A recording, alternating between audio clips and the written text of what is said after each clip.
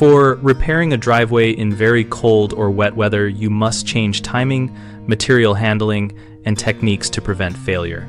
Cold and damp air slows curing and reduces adhesion. So store Tarmac indoors or in a warm area for at least 24 hours before use and bring it out only when you are ready to lay it. Work on a day with the lightest forecast for rain and the warmest possible window, checking hourly updates and pausing if rain looks likely. Prepare the substrate by removing standing water with a pump or absorbent cloth and heat the existing surface with a gas heater or warm water to reduce thermal shock and improve bonding. Compact in thinner layers than usual to allow each lift to consolidate fully before adding the next layer, and use a plate compactor with a heated base plate if available to speed density gain. Apply a slightly higher rate of hot pour joint and edge sealant around the finished patch to keep moisture out while curing is slow, and protect the area with an insulated cover or tent for at least 48 hours.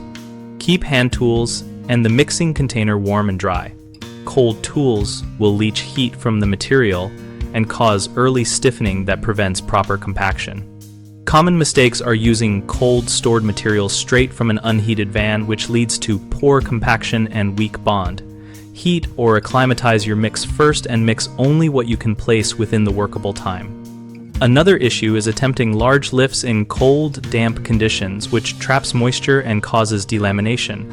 Avoid this by placing thinner lifts and ensuring each layer is compacted and warmed prior to the next lift. A frequent error is neglecting edge and joint sealing when curing is slow, which allows water ingress and freeze damage.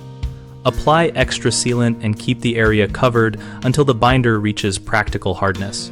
BigHomeProjects.com connects homeowners with local contractors experienced in weather-sensitive repairs and lets us share project photos and timelines so users can see real work in similar conditions.